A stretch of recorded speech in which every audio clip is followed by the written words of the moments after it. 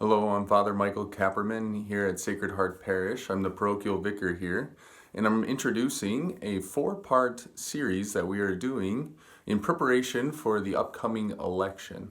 This four-part series will focus on a document produced by the USCCB called Forming Consciences for Faithful Citizenship.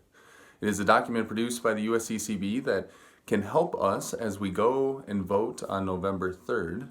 This great day in which we as the citizens of the United States get to exercise our duty in this democracy, in which we get to vote for our new candidates for the upcoming years, for new policies, for new amendments.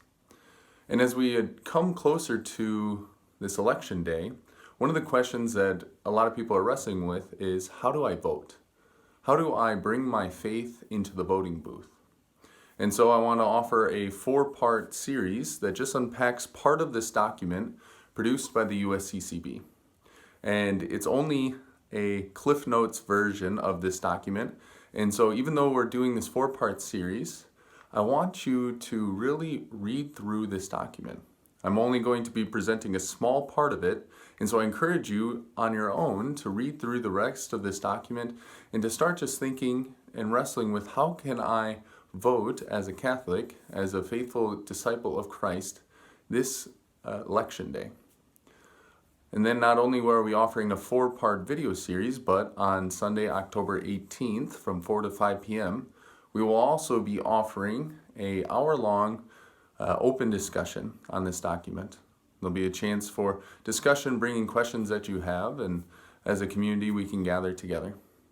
And so for the first part of this document that I'd like to present is the first question. So this document offers four questions on how does a Catholic engage in the political life. And the first question I'd like to present is the question, why does the Church teach about issues affecting public policy? Why does the Church involved in the public sphere? And this why in the document, the bishops point back to the beginning of our faith with the sin of Adam and Eve. In the fall of Adam and Eve turned away from the Lord. And in this turning away from the Lord, there was four relationships that were broken.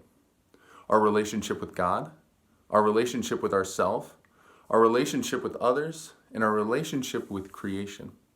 That in this four-part rupture of relationships, man finds himself isolated and in need of redemption. And this is exactly why Christ came. Christ came to redeem all of us. He came to redeem us so that we may be in union with God once again. We may be in union with our own hearts, be in union with our neighbor, and be in union with creation. And this is just the broad dynamic of why Christ came. Why does the Church start with this? Why does the Church in the very first part of this document, go back to original sin? Because it wants to show us that the redemption of Christ is redeeming all things. Not only my relationship with God and my relationship with neighbor, as we hear in the great commandment of Jesus to love God and to love neighbor, but to also love all my neighbors, to love my entire nation.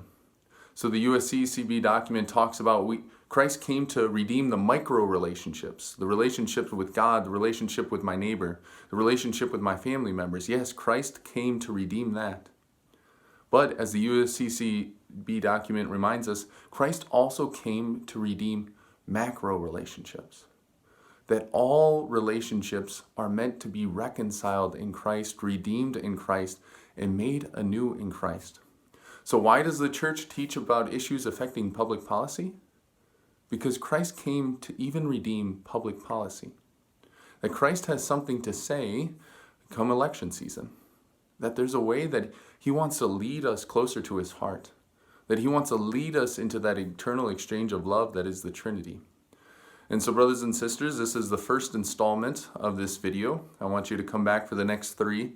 But in the meantime, I want you to read through that entire first section of why does the Church teach about issues affecting public policy. And if you find more free time, please continue to read. This video series is just a short Cliff Notes version of this document, this great document. Now, if you need to find this document, we have it linked on our Facebook page, and we also have it linked on our website. And so, brothers and sisters, please continue to pray for our nation. Pray that the Lord's will may be done, that we may be given good and faithful leaders of our country that will lead us into justice and peace, and that all relationships in Christ may be reconciled.